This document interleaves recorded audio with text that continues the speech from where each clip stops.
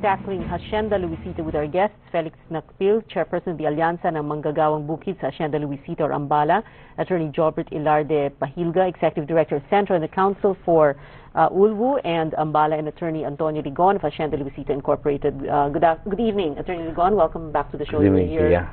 You were here late last year, time, and we were talking about Hacienda Luisita. Yes, the same matter. Okay. Well, what do you think of taking this plan of action of holding a referendum? This started since 2007, no? The yung nag-iisip kayong mag-referendum? Well, this is part of the process of the compromise agreement because the parties would like to know ano ba talaga ang gusto ng mga manggagawa natin. Yung bang manatili dito sa stock distribution option o talagang gusto na ng lupa. What is the best way of determining that is for them to really decide. Now, ang pagdesisyon dyan, napag-usapan pa nga, ay mahirap yung basta isusulat mo lang tapos magbibilang ng balota. Iba na yung pipirma talaga at alam. At kasi yung pagpirma na yan, you will have to compare that to the master list. My question is, when did HLI think of this referendum? This started as early as 2007. 2007, nag-isip kayo. Okay. Yes. You know, because Attorney Pahilga, Mr. Nakpil are claiming that they had no knowledge whatsoever that there was going to be a referendum. Well, as far as probably the schedule is concerned, but the thing is, this referendum has been brought out. And this happened 16 years, 20 years ago in the 1989 decision when the Hacienda Luisita was formed through the SDO arrangement. Yeah, okay. On August 18, the Supreme Court will hold hearings on oral argument. Oral argument. I would like to point that out because many are saying over the radio, sa interview, that the Supreme Court will decide. No, the Supreme Court will decide. The Supreme Court only schedule it for oral argument so that the parties will be given the chance to present it to the magistrate. And we are happy with that because siguro alam ni Panyero to, bago yan, nandun lang sa isang division. So ngayon, inilagay ng Korte Suprema, lahat silang maestrado makikinig. Kaya mas maganda. Yeah, but the question here is, aren't you preempting the Supreme Court? Well, many are saying that it was never intended to preempt. Why? It may not be intended, but that is the result. The result? Well, I would not know of the result already. Ibig sabihin, nandyan na yan sa sistema. I say that because you yourself, Attorney Ligon, said that you are allowed, even in any case, you are allowed to have an agreement. To have a compromise. But the best argument dyan, Pia, is it started 2007 eh. So, nagkataon lang na yung schedule noong August 18 nakalagay dyan at hindi pa natatapos, saka mo ipapile yung compromise agreement. So, ibig sabihin, the compromise agreement can be filed as early as kung nagkasundo na noong 2007 or mapile yan even after August 18.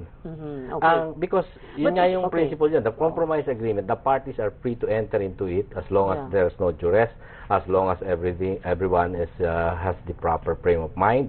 Ayan ang mga requirements. Basta nandun yan, kahit anong stage ng kaso, maipapasa mo yan. You're a lawyer, Attorney Pahilga is a lawyer also. Yes, I respect him. I mean, isn't this part of legal strategy, no? I mean, you do a referendum, you get an overwhelming majority of the vote, and then you have the oral arguments. Doesn't it help sway the Supreme Court in any way? You're free to look at that. Yung context nung pag-describe whether it's a legal argument or not, as long as there is nothing irregular here. Because wala namang requirement, you should not file a compromise agreement before it is set before the court. Walang ganun eh.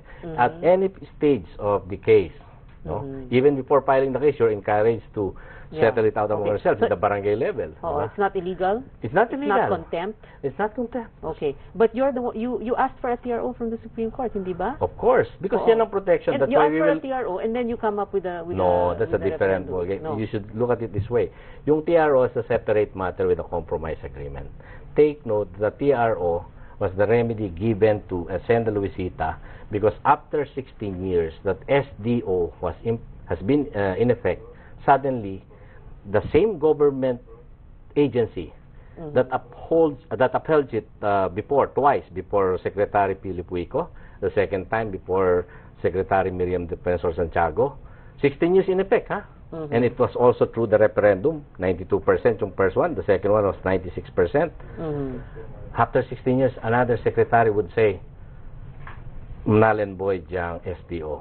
Now, you have, of course, the remedy before the highest court of the land, and this is also granted by our Constitution, by the rules of court. Pumunta ang HLI sa kumpanya. Anong sabi ng Korte Suprema? Ay, wag muna kayong gumawa ng hakbang. na yan ay isakop ng land reform at pag-uusapan yan. Now, while this is going on, there is also no prohibition on the part of those who would like to see the end of this thing or to have a peaceful resolution. And you are not compelled. You have to wait for us before you enter into something. No. In fact, you are being encouraged by our justice system to make sure that if you can settle it among yourselves, between the parties, that's better. Now, we are here. Which is what they're questioning also. Yeah, that's why they have the try. I always say I respect that, and let us really listen to all their arguments, opposition to that. Hindi na talaga matatapos tong Hacienda. Okay. Hindi naman, pero kasi alam mo, tama din na nirerespeto ko sila, attorney, at mga kasamahan nating iba pa. Kasi dapat din yan, dito sa demokrasya, nakikita yung proseso ng korte. Kasi kung walang kikibo, tatahimik lang na gano'n, lalong sasabihin, ay, bakit naaprubahan na lang yung compromise, walang kumibo.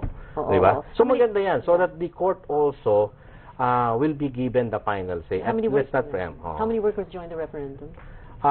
As far as I remember, yesterday there was a report that out of 7,441 who participated in the process, 7,300 or 98%. Walang flying voter.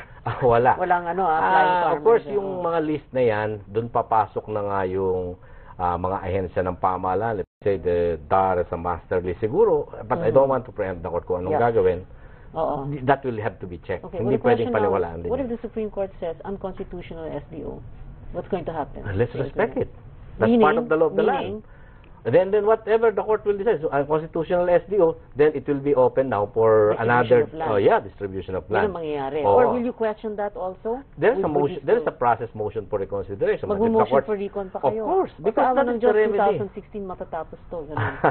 Hindi naman. Ang sinasabi natin dito, you're saying something if the court says that. And I'm saying also, I mean, I don't want to second guess what with the legal moves of the lawyer on record, but definitely itong available remedies natin, gagamitin yan ng naayon sa legal proceedings. Yeah, well, speaking of the Supreme Court, it's Attorney Ligon, aren't you submitting the compromise agreement? Well, it will depend on the schedule of the lawyer record.